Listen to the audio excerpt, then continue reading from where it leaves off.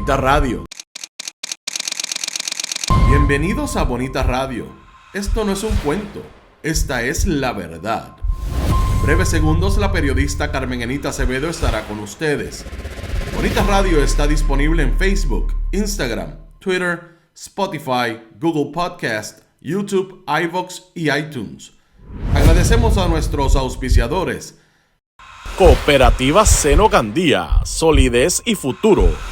Y Buen Vecino Café. Nuestras transmisiones son viables también gracias al apoyo de ustedes. Pueden enviar sus donativos accediendo a bonitaradio.net. Allí podrán realizar su aportación a través de PayPal o tarjetas de crédito. También pueden realizar su donativo por ATH Móvil Negocios a la Fundación Periodismo 21. O pueden enviar un cheque o giro postal a PMB número 284, P.O. Box 194000, San Juan, Puerto Rico 00919-4000. Bonita Radio, esto no es un cuento, esta es la verdad. Con ustedes, la periodista Carmen Enita Acevedo, en directo desde el estudio Roberto el Indio Acevedo.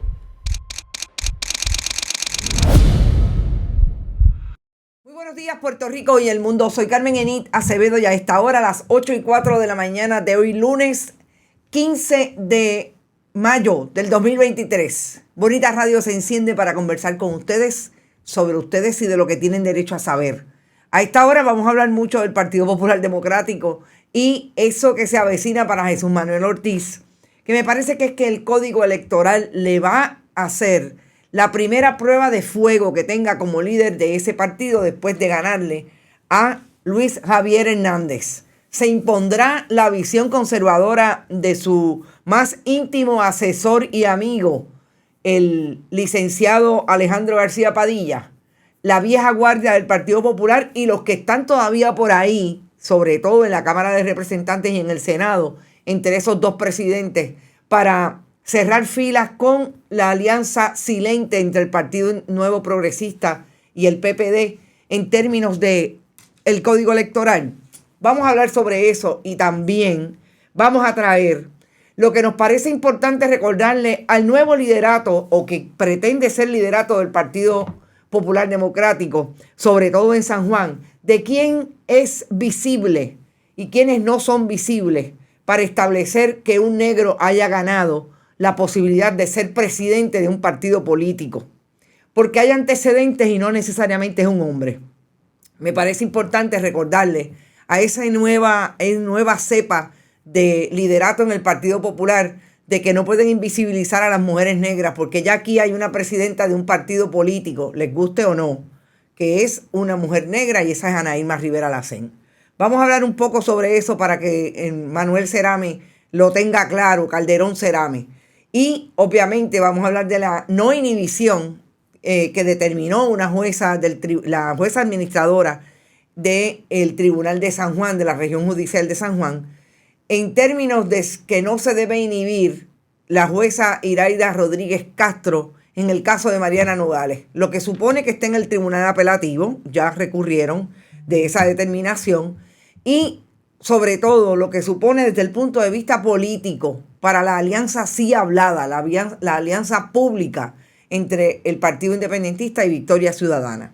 Y definitivamente tenemos que entrar en lo que ha sido una imagen para mí desastrosa de la secretaria del Departamento de Recursos Naturales, Anaí Rodríguez Vega, cuando hace propaganda y no contesta relacionado a los crímenes ambientales, frente a una imagen que circuló este sábado desde un condominio en el área del condado, vis a vis lo que es un crimen ambiental que permanece latente en la región del condado, versus dónde estaba o dónde está Anaí Rodríguez Vega con relación a los crímenes ambientales. Y lo que es el resultado de un seguimiento a la investigación que trajéramos la semana pasada. Después que se identificara a Juan Carlos Puig Morales teniendo, exsecretario de Hacienda, acceso privilegiado, bien rapidito, al inventario de la Autoridad de Tierras específicamente en relación a lo que se produjo en la Central Aguirre cuando los gobiernos de Puerto Rico dejaron a su mejor suerte lo que eran los terrenos de la Central Aguirre y la propia central.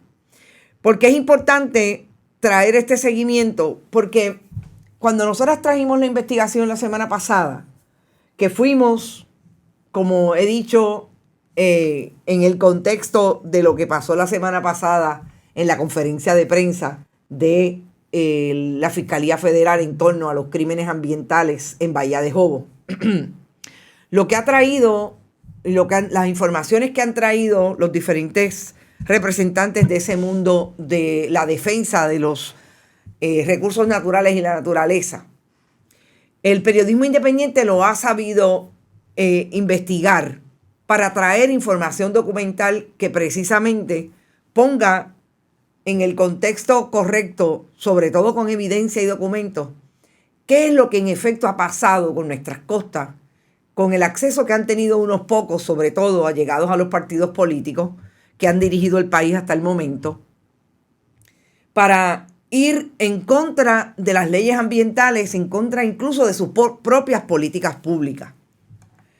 Y eso fue lo que hicimos la semana pasada cuando trajimos los documentos y la evidencia de dónde estaba Juan Carlos Puig, cuándo tuvo acceso a ese inventario, quiénes son los personajes, sobre todo la puntualidad de que Tomás Rivera Schatz está presente en la vida de todas estas personas y cómo se relacionan y cómo participan cada uno de ellos de los diferentes escenarios de poder del Partido Nuevo Progresista.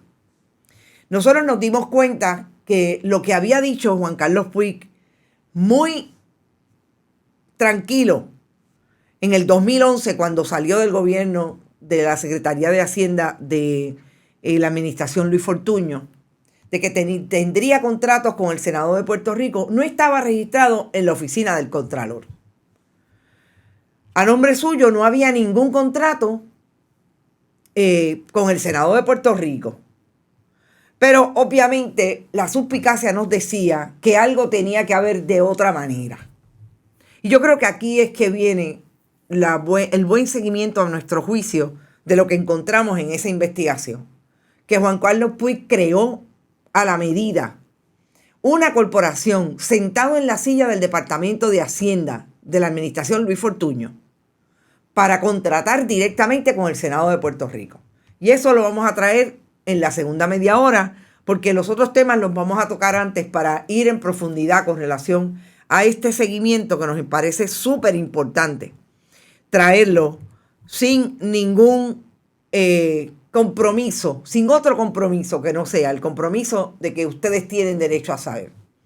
Rosa Ureña está por ahí y fue la primera que llegó. Qué bueno que estás por ahí. Muy buen reportaje, gracias a ti. Lurcy Pérez, Héctor del Valle, está Carmen Rosa, está siempre Gladys Esther Cuevas, que dice García Padilla, neoliberal destructivo para el país. Interesante. Ricardo Vargas Molina también está por ahí. Carmen Negrón, Eneida Soto. Se revuelca Ramón Antonini en su tumba. Cuéntame. Exactamente. No, es que no es fácil. El que no conoce esa historia tiene la posibilidad de repetir sobre todo los errores y los malos tratos de los protagonistas de la historia. Así que Manuel Calderón Cerame debe escuchar este programa porque vamos a hablar un poco de la historia, del Partido Popular incluso. Ariel Cartagena, Cristian Núñez, Enrique Defendini, Francisco Costa Albizu, Edgar Gómez. También está por ahí Robert Baldwin. Gracias, Robert, por estar. Pilar Gómez. Carlos Marés Acevedo, anda para el cará, NBC Latino. ¿Quién será? No sé quién eres, pero qué bueno que estás por ahí. También están Ni Rojos Ni Azules, ni los fundamentalistas. Ivette Grajales, siempre. Yanni Moreno, Irisita Delgado, Rosa María, Denis Colón. Por ahí debe estar mi amiga Ilka Hernández y también tiene que estar la amiga Padua y su compañero, obviamente, que siempre están por ahí en dupleta. Eneida Soto Rodríguez, que todavía no entra a los temas y pasamos de lo muy bien. Yo también voy a ustedes y voy a nosotros. Carles Baratagla, ya lo dije, Maritza Quiró, Ginette Xavier, Miguel Ángel, está todo el mundo, Nilda Cruz, Yanni Moreno, Milagros Ortiz Ramos, Zulma Morales, Ibar Martínez también, Jaime Cuadro. Bueno, Yo quiero empezar por esta nota que colocó Manuel Cerame. Le pido al señor director disculpas, pero esto se lo envié. Déjenme ver si se lo envié. No se lo he enviado. ¿A quién se lo habré enviado? Déjenme enviarle lo que dijo Manuel Cerame porque me parece que es importante. Ahí está, señor director, y si lo puede traer rápido. Ustedes saben que este fin de semana se supo, después de una semana, que Jesús Manuel Ortiz ganó la presidencia del Partido Popular. En un momento en que también de este tema paso inmediatamente a hacer el análisis de lo que me parece va a ser la primera prueba de fuego para Jesús Manuel Ortiz en el contexto de que el Partido Popular no se pone de acuerdo entre Senado y Cámara de cuáles deberían ser las enmiendas al Código Electoral, después de que en una promesa de campaña en el 2020 el Partido Popular dijera que iba a traer, señor director, ya se la estoy enviando a alguien, pero no es a él definitivamente. Usted tiene razón, es que se lo envié a otro Víctor y no se lo envié a usted. Es que pues es parte de empezar la semana. No importa, nosotros nos vamos a quedar aquí hasta que terminemos, aunque nos vayamos un poco más allá. Y decía que me parece que esa va a ser la prueba de fuego, porque después de decir que la iban a derrotar, que la iban a derogar, en el 2021 tuvieron una mayoría simple, empezaron a negociar con el PPD, con el PNP y con Proyecto Dignidad, y hasta el sol de hoy no se ve eso en el Senado, ninguna posibilidad de que el Partido Popular derogue esa ley electoral para hacer una nueva conforme a lo que supuestamente en aquellas críticas establecían. Era lo que había derrotado el Partido Nuevo Progresista y había trucado alrededor de esa ley. Lo primero que quiero tocar es lo que dice Manuel Cerame cuando trae la victoria de Jesús Manuel Ortiz, identificando como el primer afrocaribeño que se convierte en presidente de una colectividad de importancia para el país en tiempos recientes. La historia de Jesús Manuel Ortiz le provee una sensibilidad y conocimiento de los retos que tiene el Partido Popular y Puerto Rico a trabajar. Vamos a empezar con el hecho, Manuel Calderón Cerame no es el primer presidente afrocaribeño de un partido político en Puerto Rico. Eso lo fue en el 2019, Ana Irma Rivera Lacén, cuando ese partido de nuevo cuño, ese movimiento, la escogió como presidenta coordinadora de ese esfuerzo de cara a las elecciones del 2020. Invisibilizar a las mujeres negras no debe ser parte de la agenda de un líder que alega, vamos a decir, o quien se propone ser líder de un partido político. Si es invisibilización por desconocimiento, me parece todavía peor. Si es por prejuicio, pues ya sabemos dónde estamos. Pero yo creo que lo más importante, antes de utilizar, esto a veces es terrible, bien rápido, piénselo. Pero sobre todo, me parece que es un problema de educación, porque Ana Irma Rivera Lacén no solamente no es invisible, ha hecho un trabajo alrededor precisamente de colocar a las personas negras donde deben estar en la historia de este país. Así es que no digamos haber invisibilizado a Ernesto Ramos Antonini como lo trae Eneida Soto, que usted puede decir que no era presidente del partido político precisamente por el racismo, pero fue presidente de la Cámara de Representantes, en efecto un hombre negro. Me parece que ahí hay como unos super problemas al interior de esos jóvenes que están tratando de establecer que ellos están llegando primero. No, vamos a ser no solamente honestos con la historia. La honestidad intelectual tiene que estar ahí, pero sobre todo hay que mirarse adentro, el Ku Klux Klan que podemos tener por dentro cuando queremos invisibilizar a las personas negras. Por un lado. Por otro lado, Jesús Manuel Ortiz, de frente a un Partido Popular que definitivamente, como comentaba yo con un amigo, es inevitable que hayan divisiones después de una primaria como la que tuvieron, que Luis Javier Hernández estuvo todo el tiempo planteando que él era el vencedor, y Jesús Manuel Ortiz se mantuvo con que se cuenten los votos, que ellos entendían que habían ganado. Finalmente, salió este fin de semana los 50 y pico de mil votos que le tomó contar al Partido Popular por lo menos 7 días. Las personas que conocen de ese proceso y que han estado ahí, yo soy honesta, yo nunca he estado en ese proceso más allá de la cobertura que he tenido de las elecciones.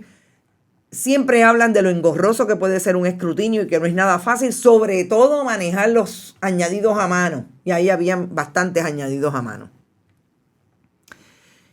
Importante decir eso porque cuando la gente habla de lo rápido, de lo lento, me parece que es la narrativa del Partido Nuevo Progresista que yo nunca lo había visto. Con más interés en destacar el proceso electoral del Partido Popular que el de ellos mismos cuando sabemos el cuestionamiento que hubo en las elecciones del 2020 con relación a la pureza de los procedimientos. Pero eso nos dice mucho. Hay demasiados fogones prendidos desde el Ejecutivo. El Legislativo, ahí está Tomás Rivera Schatz y lo silente de los demás miembros de esa delegación entre Cámara y Senado, porque aparentemente los casos de corrupción los van a seguir mojando de aquí a las elecciones del 2024. En este momento no se han puesto de acuerdo entre Cámara y Senado y yo escucho a lo lejos y bien de cerca a un Rafael Hernández Montañez, presidente de la Cámara, que no debe estar muy contento con la victoria de Jesús Manuel Ortiz. Sabemos que Jesús Manuel Ortiz lo retó a la presidencia de la Cámara y perdió en el 2020. En enero del 2021, después de ganar las elecciones en términos legislativos. Lo estoy escuchando de bien rapidito establecer que se va a reunir con Jesús Manuel Ortiz para ver cuál es su posición institucional con relación a las enmiendas al Código Electoral. Pero advirtiéndole, el que diga hasta aquí llegó, tiene que saber que lo que ocurra en las elecciones del 24 es su responsabilidad. Es decir, le está diciendo, ojo con lo que hace. Esto me parece a la amenaza bien manipuladora que pueden haber tenido en algún momento nuestros padres y nuestras madres con relación a lo que nosotros queríamos hacer versus lo que ellos querían empujar que nosotros hiciéramos. Fíjense que lo estoy llevando al nivel del paternalismo porque me parece que el Partido Popular se enfrenta hoy a un problema entre dos generaciones. Ojo, que no estoy diciendo que estos sean los más liberales, pero que desde el punto de vista de cómo estos han manejado el partido, siempre empujan la posición de esos que amenazan con que la responsabilidad será tuya. Y más allá de eso, si perdemos es culpa tuya. Y ahí es cuestión de voto. Porque mi planteamiento de esta alianza silente entre el Partido Popular y el Partido Nuevo Progresista, y digo silente porque la otra es pública. Las otras se sentaron y dijeron, ¿saben qué? Nos quieren hacer la vida a cuadros, no estamos de acuerdo con aquellos y lo que han hecho hasta el momento, y nosotros creemos que una nueva fuerza se puede dar entre el PIB y Victoria Ciudadana, y se sentaron y dijeron, por aquí va la cosa. Los otros no se atreven a salir, pero lo hacen. Ahí está el contubernio entre Edwin Mundo y Jorge Colbert en la Comisión Estatal de Elecciones. Uno subcomisionado, ganándose $103,000 del Partido Popular, en el caso del Partido Popular, y el otro como comisionado electoral. Y ahí están encontrados de acuerdo a cómo manejar los asuntos. Desde el Senado, obviamente, Jorge Colbert, el principal ayudante de esa presidencia de José Luis Dalmau en el Partido Popular. Pero, ¿qué va a hacer Jesús Manuel Ortiz? Porque que yo sepa, ustedes si tienen información me corrigen, Alejandro García Padilla no está lejos, está a 2 minutos de ser PNP. Y lo menos que hace es sentarse con una figura como Tomás Rivera Schatz en un programa de entretenimiento a hablar desde sus partidos políticos y a besarse y a darse las manitas y a decir el esfuerzo brutal que van a hacer para ganar cada uno, porque los que no deben ganar son los miembros de la alianza. Incluso se ha burlado de la alianza Alejandro García Padilla. Y yo escucho a Jesús Manuel Ortiz diciendo que no tiene problemas con que hayan personas de otros partidos políticos que ingresen o que voten por el Partido Popular. Pero es que hay que decirle algo claramente a Jesús Manuel Ortiz. Los que van a votar necesariamente con el Partido Popular por estar descontentos con el otro partido u los otros partidos en que hayan participado, no son los independentistas necesariamente. Aquello que pasó con Aníbal Acevedo Vilá y otras administraciones del Partido Popular, que habían independentistas que votaban con el Partido Popular, no me parece que es el fenómeno del 2024. A mí me parece que el fenómeno es la alianza violeta que tiene el Partido Popular con el Partido Nuevo Progresista. Que esos PNP que piensan que Pedro Pierluisi lo ha hecho súper mal, que Jennifer González no están con ella, aunque todavía no sabemos qué va a pasar ahí, irían a votar por el Partido Popular Democrático. Eso es lo que propone el ala conservadora de Alejandro García Padilla. Si no, miren los últimos días de su administración, cómo fueron. Y me parece que a esa va a ser la verdadera prueba de fuego para Jesús Manuel Ortiz. Yo lo he llamado en múltiples ocasiones, es otro que tampoco me contesta para venir a entrevista. Así que ya veremos si va a hacerlo o no va a hacerlo, pero me parece, y este es un comentario de Ana Rosado, Jesús Manuel tiene que bien temprano desligarse de Alejandro. Pero yo lo escuché el otro día y una amiga me dice que escuchó al hermano. Honestamente yo no escuché al alcalde de Coamo. Están totalmente de acuerdo y decir que le dijeron a su gente que votaran por Jesús Manuel Ortiz. Eso no es desligarse. Y ahí sí que tiene un serio problema Jesús Manuel Ortiz. Sobre todo con el código electoral. Todo el mundo sabe que lo que pasó y que denuncia. Y si no lo han leído, les invito a que lo lean.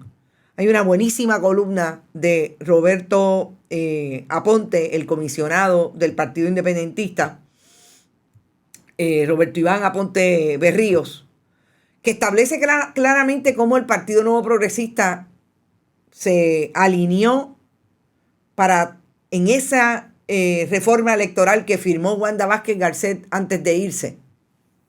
La dejó bien clarita en mayo del 2020 para que funcionara y se aplicara a las elecciones generales. Por eso tuvimos la primaria y la secundaria. De tan malo que fue el trabajo de la Comisión Estatal, provocando un disloque total y la primera vez que el país se cuestionara si se robaron o no las elecciones en el 2020. Y Roberto Iván Aponte habla precisamente de la famosa Unidad Especial 77 de Java, que son los votos por adelantado. Y es en ese elemento donde se alega que se trajeron y se vaciaron listas. 230,000 votos asignados solamente a Java, de los 1.1 millones de personas que fueron presencialmente a votar en las elecciones. Se adjudicaron 230,000. Sin ningún criterio establecido, definido para cómo votar, para desde dónde votar y cómo votar. Nada de seguridad. Y lo más importante es que ahora en estas enmiendas quieren dejar fuera de todo lo que tiene que ver con el voto adelantado a los partidos minoritarios. No le quieren dar representación en esa organización allí en la Comisión Estatal de Elecciones. Y ese es, según Roberto Aponte, el mecanismo de la trampa para las próximas elecciones, y es definitivamente la trampa para ganar, como él lo ha establecido desde su análisis, lo que le parece que va a ser el Partido Nuevo Progresista y el Partido Popular. Y si esa no es una alianza silente, que venga Dios y lo vea, porque ya ustedes ven cómo se comportan unos y otros, cogiditos de la mano, de pipí cogidos, como dirían los catalanes. El primo político de Ramón Luis Rivera, dice Iber Grajales, Aníbal, hace unos años el PPD tuvo de presidente a Aníbal José Torres.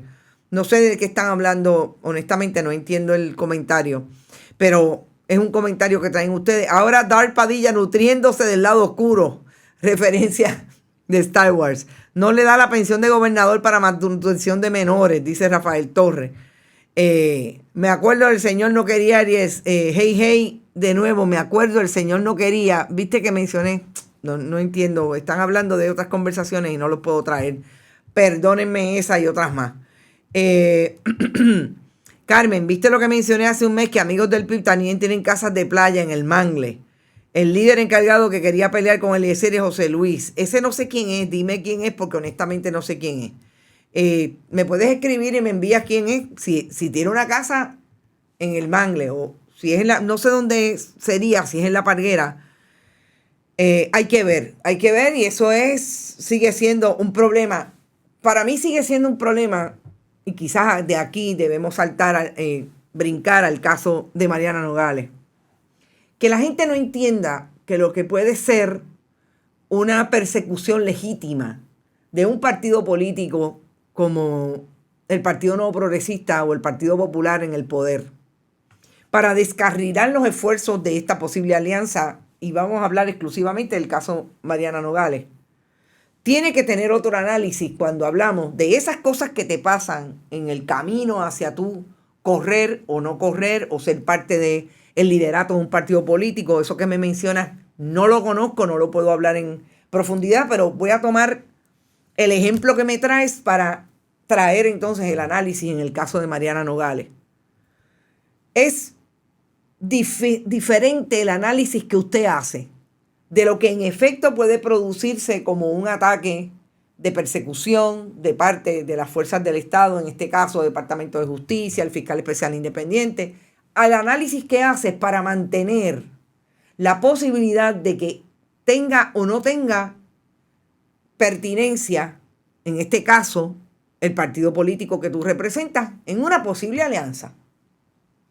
Y eso, yo lo dije aquí desde el primer día que trajimos, que fuimos los primeros que lo trajimos, que a Mariana Nogales la iban a acusar y que el FEI se disponía a traer información con relación a aquel caso de ética que se había ventilado, pero otra información que ya vemos de lo que se trata, corporaciones, trajeron a la mamá, etcétera, etcétera. Y lo que ocurre es precisamente que si usted representa a un partido político, usted ya dejó de ser usted. Tiene una representatividad de esa institución y por ende la trae y la carga.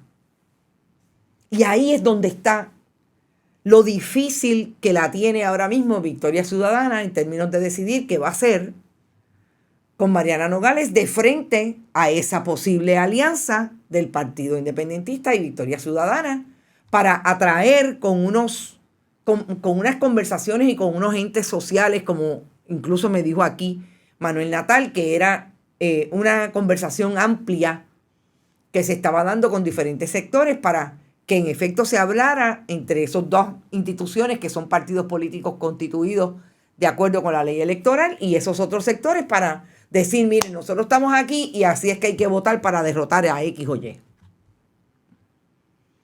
Esa es la diferencia.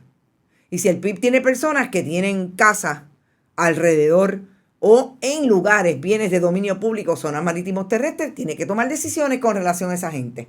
No lo sé, no he estudiado, o sea, no tengo información. Si me la envían, la analizo y en efecto la podemos traer si hay una investigación ahí. Y eso es lo que ocurre este fin de semana, cuando el pasado viernes la jueza Laura Liz Ortiz, creo que es, déjenme ver cuál fue la jueza administradora del Centro Judicial de San Juan, determinó que la jueza Iraida Rodríguez Castro no se tiene que inhibir del caso de Mariana Nogales porque tuvo, dice ella, un contacto mínimo con la prueba cuando determinó Laura Liz López Roche, es la jueza administradora, cuando determinó, cuando entró en ese caso en la sala de investigaciones vista de arresto, pero no se inhibió cuando se lo pidió el licenciado José Andreu Fuentes en el caso del inicio de esa vista. Porque es importante hablar de lo que dice la jueza, que hizo una resolución de por lo menos 15 páginas que trae jurisprudencia, porque la inhibición y lo que le está diciendo José Andreu Fuentes a la jueza es: mire, jueza, usted decidió y entró en contacto con dos asuntos. Una declaración jurada que trajo el principal testigo de la fiscalía, del fiscal especial e independiente, que tiene como 4 fiscales, entre ellas la jueza esposa de Leo Díaz, Zulma Fuster, el licenciado, el fiscal principal que habían nombrado había sido Ramón Mendoza, pero también pusieron a Zulma Fuster y a 2 más. Hay 4 fiscales. Esa declaración jurada es una declaración jurada que trae el FEI de un oficial del Departamento de Hacienda, que siempre dijimos a que le traen todos los asuntos de Hacienda, porque es que estaba clarísimo que habían ampliado la investigación. Traen a la corporación y traen a la mamá de Mariana Nogales. Y en ese momento, esa prueba se trae en una intervención anterior a presentar el caso, porque ese funcionario es el que establece lo que hay en las planillas tanto de Mariana Nogales como de Rita Molinelli Freites y en las planillas de la corporación. Y de ahí es que salen los famosos cargos de que supuestamente no radicaron, la corporación no radicó con relación al dinero que entraba por concepto de alquileres, etcétera, etcétera. Y ahí hay una comparación con las planillas de Mariana Nogales y las planillas de Rita Molinelli Freites. Sigue siendo importante el asunto de cuál es la relación, qué vino primero, tenían o no los apartamentos alquilados, pero sobre todo que Mariana Nogales era una especie de directora silente en esas corporaciones, pero nunca había salido. Salió cuando se le estableció en aquel momento la querella que hizo pública a través de los medios tradicionales, obviamente, Tomás Rivera Chats y Gregorio Matías, que había problemas en el informe de ética. La jueza alega que como es tan mínimo, no hay ningún problema. Yo creo que aquí la jueza trajo jurisprudencia que sostiene, según ella, su análisis. Yo creo que debieron haber estirado un poco más o elevado un poco más la vara, porque si hay un problema que tiene la judicatura en este momento, es precisamente que tiene de frente a la opinión pública un cuadro bien claro de cómo se ha conformado la judicatura de Puerto Rico a partir de la política partidista, que es la que los nomina.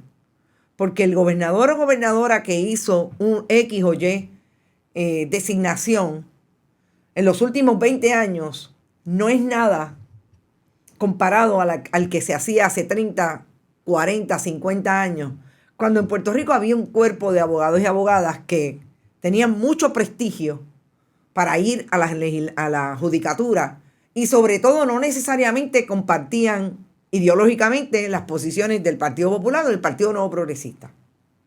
Y hay múltiples ejemplos del pasado que podemos traer. Eso no pasa, o no ha pasado en los últimos 25 años.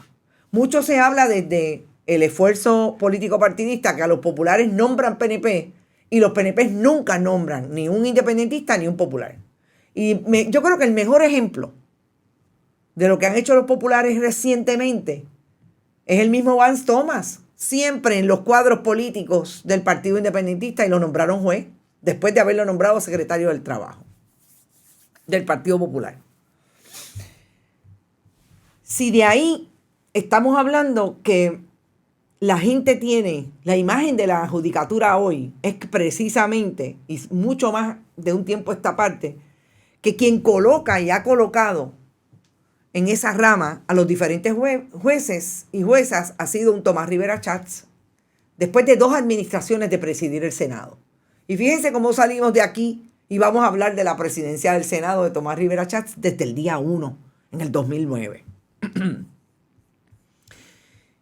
En este momento, la gente se cuestiona si en efecto en Aguadilla, un juez administrador de Aguadilla no ha movido un solo papel para que la gente de Sol y Playa cumplan con su responsabilidad de poner allí el lugar que destruyeron, la zona marítimo terrestre, la playa del país, la playa del pueblo. La destruyeron con la insistencia, entre otros, del primo hermano del gobernador Walter Pierluisi Stern, de hacer dos áreas recreativas porque se las llevó el huracán María y la propiedad le estaba bajando de valor. Y ese juez de Aguadilla, nada. Desacato, pero mire, desde el día 1, nada. Que ahora mismo se están ventilando diferentes casos allí administrativamente en el Departamento de Recursos Naturales y no parece que el Ejecutivo tenga ningún interés de moverlo. Y hay examinadores, y de eso no vamos a hablar hoy porque no nos da tiempo, pero mañana traeremos cómo está el caso de Aguadilla Pier después que el propio contratista, su representación legal, Miguel Torres, se puso de acuerdo con el interés público y Luis González Ortiz, el examinador del Departamento de Recursos Naturales, de que iba a arreglar el área. No ha pasado nada y ya escucharán mañana cómo está arrastrando los pies y tirándole la toalla, cambiando, invirtiendo el procedimiento, el propio examinador. Todo eso coloca a la judicatura en un mal momento ante la opinión pública. Ni hablar de los casos de violencia de género, etcétera, etcétera. Y estos jueces insisten en que no hay inhibición posible. ¿Y qué es? ¿Que no hay más jueces en el tribunal? Ojo, con el problema de que Iraida Rodríguez Castro está esperando un ascenso por parte del gobernador. Porque pidió un ascenso después que Alejandro García Padilla la nominó y no tenía 2 años en la práctica. Los PNP no votan por otro partido, si no están de acuerdo se quedan en su casa, dice Ana Rosado. Con este caso asciende la jueza al Supremo, Ave María Mani, tampoco así. Haciendo una asamblea constituyente, dice Rafael Torres. Bueno, así que yo creo que va a ser bien importante cómo el apelativo, porque ya está en el foro apelativo, cómo el apelativo va a decidir en este caso. Y de ahí que tengamos que entrar al análisis, por último, de lo que yo entiendo sí es una pregunta importante. ¿Qué va a hacer Victoria Ciudadana con este caso frente a la posibilidad de una alianza? Estamos en mayo. Y yo escuchaba ayer una expresión de Néstor Duprey que ha coincidido conmigo en el análisis desde el día 1 de lo que debe estar pasando al interior de Victoria Ciudadana, pero que se les está cortando el tiempo. Lo escuchaba decir que se les está acabando el tiempo. Y yo estoy de acuerdo, porque realmente usted no puede salir de un tollo como este bien en el asunto que usted ha alegado es una persecución, que no va a dar el tiempo, va a dar apelativo y pueden ir al Tribunal Supremo y va a pasar diciembre y ahí están las candidaturas y se supone que antes de diciembre esa posible alianza diga qué va a hacer y cómo se constituye la alianza. Esa es una consecuencia política que tiene que va sobre Partido Victoria Ciudadana y su posibilidad de hacer alianzas con el Partido Independentista. ¿O van a decir que eso no tiene ningún problema? También hay que hablar de desprendimiento aquí, pero sobre todo hay que hablar de sabiduría política.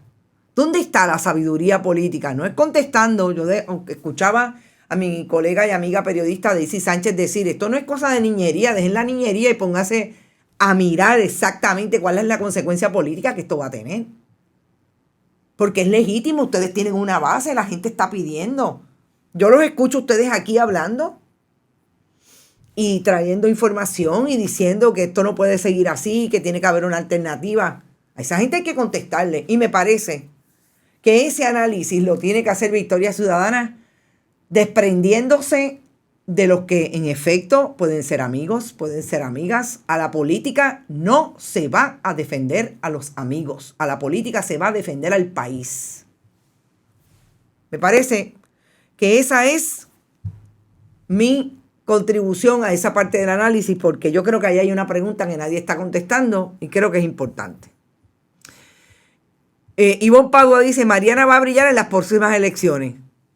Puede ser que brille desde el punto de vista de una candidata independiente, después de haber terminado o no terminado su caso, porque yo me imagino que el esfuerzo que va a hacer el FEI es de llevar este caso hasta el mismo día de las elecciones. Se los aseguro. Pero hay una consecuencia lógica sobre ese partido, igual que ha pasado en otros partidos, no nos olvidemos de eso. Esto no es lo único. O sea, los partidos se constituyen como se constituyen con sus propias propuestas, pero son partidos y tienen un mismo fin, ir a ganar o perder. Pero el fin es a ganar, no es a perder. Natal jugando baloncesto y corriendo bicicleta, dice Rafael Torres. Esa me gustó, ponlo en la nevera, Alfonso Padua. Ese tipo que busca lo que busca es dinero, ya no hay lealtad ni compromiso con el pueblo, solo no importa su bolsillo. Y antes de ir al tema de la investigación, del seguimiento a la investigación de Juan Carlos Puig Morales y Tomás Rivera Chats, yo quiero decirles que el compañero Marcos López puso esta imagen que van a ver de la secretaria del Departamento de Recursos Naturales y le asignó en su narrativa y en la manera en que él maneja sus redes en Facebook, en Twitter, una línea de qué vergüenza. Esta es la secretaria Anaís Rodríguez Vega el pasado viernes, en todo el contexto del show mediático que generó y que compraron los medios tradicionales con relación al traslado de Mundi. Es la fotografía tomada a propósito de la secretaria ahí en la jaula donde estaba Mundi. Bueno, ya pueden ver, yo ni quisiera ni repetirlo, porque estoy de acuerdo con el compañero Marcos López, es una vergüenza. Ese mismo día estaba ocurriendo el jueves lo que sabemos que fue el crimen ambiental en Bahía de Jobos, que terminó en la acusación de 2 personas en la Fiscalía Federal. Al día de hoy, la secretaria del Departamento de Recursos Naturales no ha dicho ni jota. Pero esta imagen que ustedes tienen al lado de esta de la secretaria, que es una foto tomada a propósito y colocada a propósito, lo que ellos le llaman el photo opportunity para seguir tratando de engañar y emocionalizar a las audiencias, es una imagen del sábado del descargue de aguas negras en una playa del condado. ¿Dónde está la secretaria del Departamento de Recursos Naturales? ¿Dónde está la secretaria cuando 7 Quillas denuncia todos los días que están entrando a la playa de Ocean Park vehículos todoterreno a pasarle por encima al anidaje de tortugas en esa área? Ponlo en la nevera. En efecto, a esto se dedican los secretarios de agencia del gobierno del 32%. Y entonces, alguien le dice, Ileana González le dice que traslade a Edwin Mundo. Ustedes son terribles. La hipocresía y la falsedad, agua sucia. Agua sucia, gracias Alexa Paola. Saludos, hacía rato que no te veía por ahí. Recuerden cómo fue que Hawái se convirtió en estado, inundando la isla de americanos, y ellos votaron lo mismo que quieren hacer el PNP. Lo que pasa es que aquí no han encontrado la gente que vote por la estadidad. Y no han encontrado que el Congreso la quiera dar. ¿Dónde está la autoridad de acueducto y alcantarillado? Bendito José Ariel. Pues de coaching, la presidenta Duriel Crespo Pagán. No entiendo por qué los federales no sometieron acusaciones a esos criminales de animales. Miguel Martínez. Sí puede que lo haya hecho mal el FEI, que explique por qué esos casos se arreglan. Déjame leer a mi amigo Giorgi Irizarry. Saludos, Giorgi. Porque no es la misma oportunidad. Cierto, siempre lo he dicho. El FEI tiene un problema y el Departamento de Hacienda también. Esos casos eran administrativos hasta los otros días para todo el mundo. ¿Por qué ahora es un caso criminal? Eso es importante, Giorgi. Lo he dicho desde el día 1. Se merece una amonestación, pero no una expulsión. Creo que hay que ser más cuidadoso con el mensaje que quieren enviar. No la tienen fácil. Bueno, yo no creo que sea una expulsión, Giorgi. Tienen que tomar una decisión, pero tienen que hacerlo ya, porque esto no está fácil. Una vergüenza en este país, ni a los animales pueden proteger. Dice Sonia Ferrer. Se dedican a nada, Vanessa Berrío. Bueno, vamos al caso de Juan Carlos Puig. nosotros la semana pasada trajimos información, después que vimos un video de Eliezer Molina, con lo que él identificaba era el acceso que había tenido Juan Carlos Puig a el listado de la Autoridad de Tierras. En efecto, Juan Carlos Puig compró una casa de ese inventario en el 2020. Nosotros hicimos el análisis documental y trajimos la información de que compró una de la Autoridad de Tierra en el 2020, precisamente la que ubicaba al lado de la que había comprado en el 2012 a un tercero, a una persona que ya vivía allí, ya la había comprado y se la vendió en $47,500. Esta segunda, ahí es que realmente me parece que hay que establecer lo importante de esa investigación, que es que en efecto es del inventario de la Autoridad de Tierras y se la venden en $50,000. Diablo. Del 2012 al 2020, en 8 años, no había subido nada más que $3,000. Cuestionable, sí, cuestionable. Que tuvo acceso privilegiado porque había salido hace un año del Departamento de Hacienda como subsecretario. Había estado entre el 2017, Ricardo Rosselló Nevares, gobernador, y Wanda Vázquez Garcet más tarde, pero desde el 2017 al 2018, en contratos hasta octubre, septiembre del 2019, en contratos de $170,000 anuales con Ricardo Rosselló, hasta que Teresita Fuentes Marimó le dijo, vente para acá de subsecretario. Y se fue a trabajar de subsecretario entre el 2018, octubre del 2018 a enero del 2019. Le duró 4 meses. Lo más interesante es que nosotros veíamos que habían contratos en su calidad personal, como esos de $170,000 con Ricardo Rosselló Nevares, pero cuando salió en el 2011 de secretario de Hacienda, Juan Carlos Puig dijo que se iba a trabajar de contrato con el Senado de Puerto Rico. Sin embargo, no había ningún contrato a su nombre en el Senado que trajera esa información de qué hizo entre el julio del 2011 al 31 de diciembre del 2012. Pues nosotros encontramos una corporación, porque es que no lo hizo a nombre de él. Aquí están los contratos de esa corporación que se llama International Management and Consulting, que nada más y nada menos se inscribió en el Departamento de Estado el 20 de junio del 2011, cuando todavía estaba en el gobierno de Luis Fortuño Burset, Juan Carlos Puig Morales.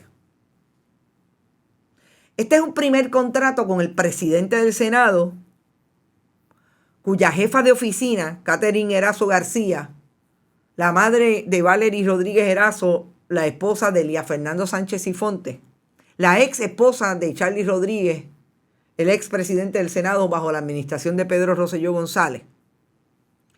Enrique de Fendini dice Testaferration Corporation.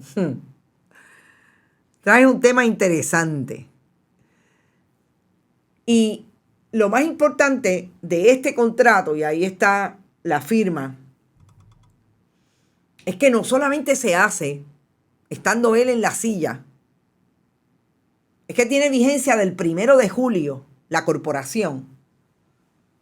Vigencia del 1 de julio a un día de haber salido de ser secretario de Hacienda. Y este contrato lo firman el 8 de julio del 2011. Hasta el 31 de diciembre. Este segundo no, perdón. El segundo es hasta el 31 de diciembre del 2012.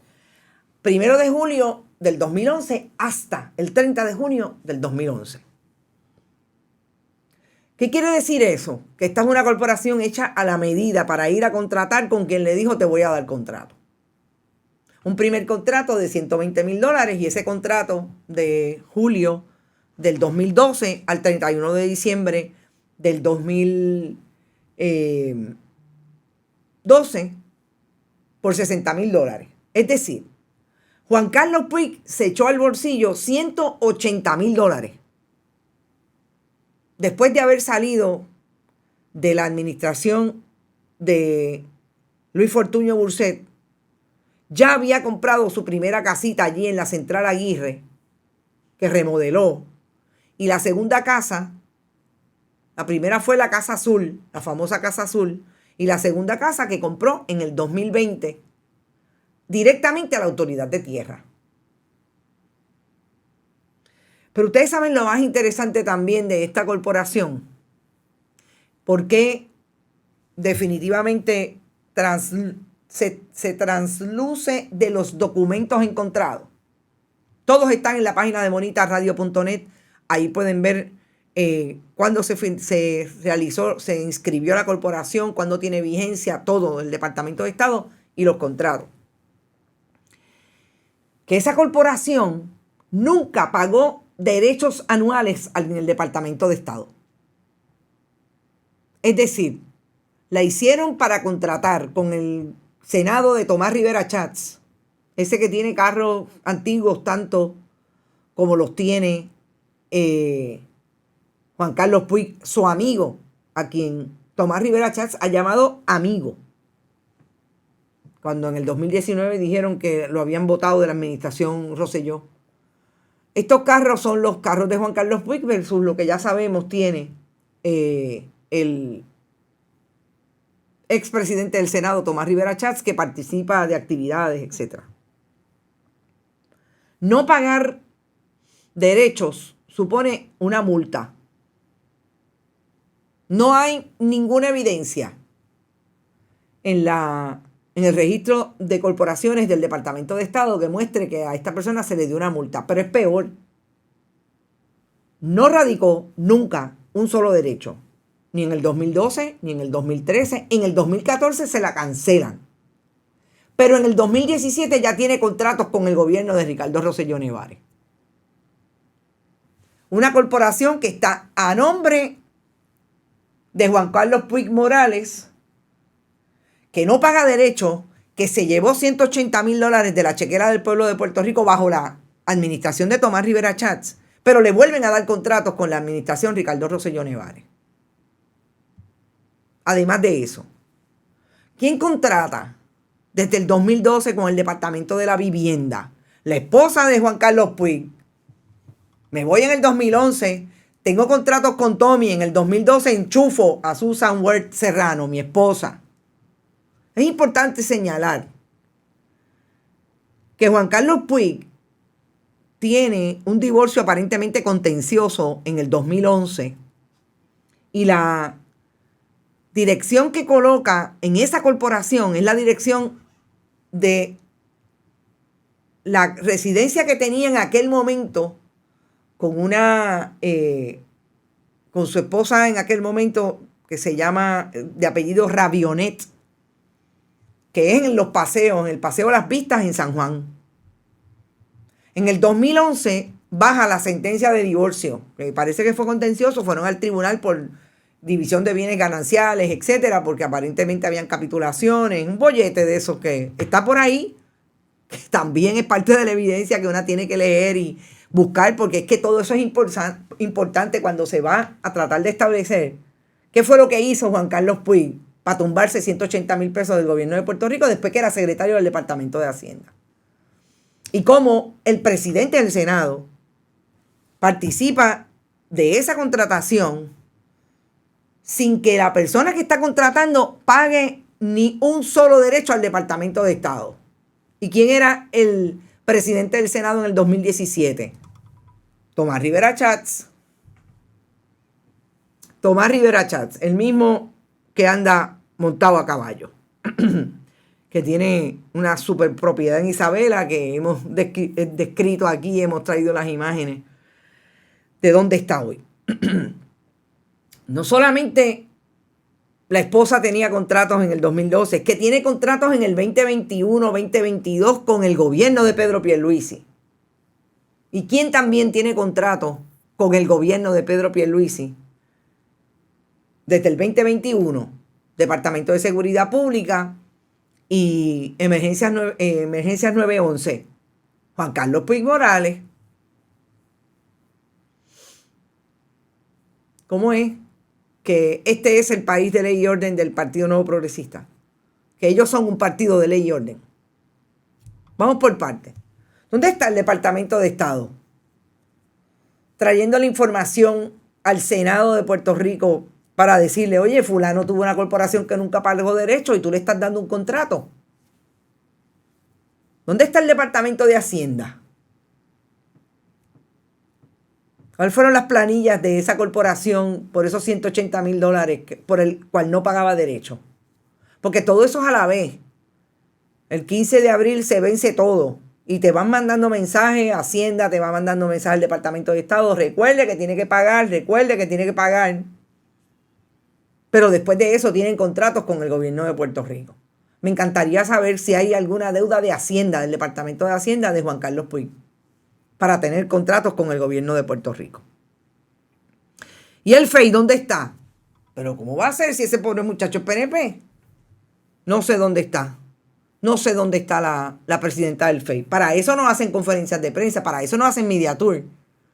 Para decir que están investigando el Departamento de Justicia, Domingo Emanueli, el influencer del Departamento de Hacienda. No creo. Nos informan que hay manifestación de parte de la misma policía frente a la fortaleza a las 10 de la mañana. Manifestación de parte de la misma policía. Déjame saber qué es eso, no sé de lo que estás hablando. Entonces yo creo que es importante en este análisis también traer, esta es la primera administración de Tomás Rivera Chats en el Senado de Puerto Rico de Luis Fortuño. En la primera administración estamos viendo hoy en el 2023 cómo el esquema que se ha descubierto a través de otros funcionarios, ahí está el exalcalde de Arecibo, Carlos Molina, que también hizo una corporación en enero y ya en marzo había contratado en la administración de Ricardo Rosselló Nevares, cuando perdió en Arecibo. Hay otros jefes de agencia. Hay Estado Inmundo con sus famosas corporaciones que inmediatamente contrataron con la legislatura y con jefes de agencia del gobierno de Luis Fortuño. O sea, hay múltiples.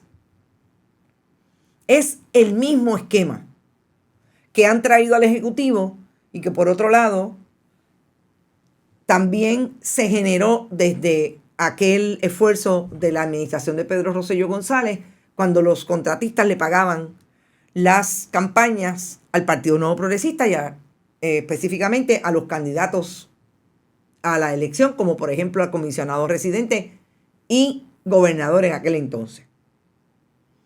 En este caso, Juan Carlos Puig le da dinero a Tomás Rivera Chats. También ahí están los donativos en el Contralor Electoral, como también están para el gobernador Pedro Pierluisi y Ricardo Rosselló Nevares. Contrato, donativo. Jefe de agencia se fue, donativo con contrato, y la esposa mínimamente le da dinero a Víctor Párez Otero, el representante de San Juan. Bien poquito, chavo.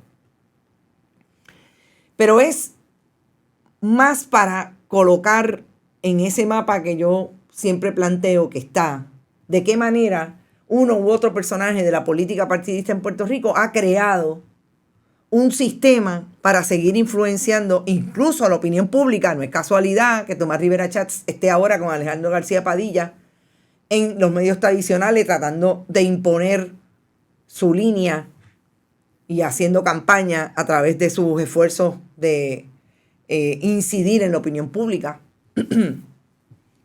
Pero esos son los esquemas que se crearon y se crean para incidir y recoger dinero a saber para qué bolsillo.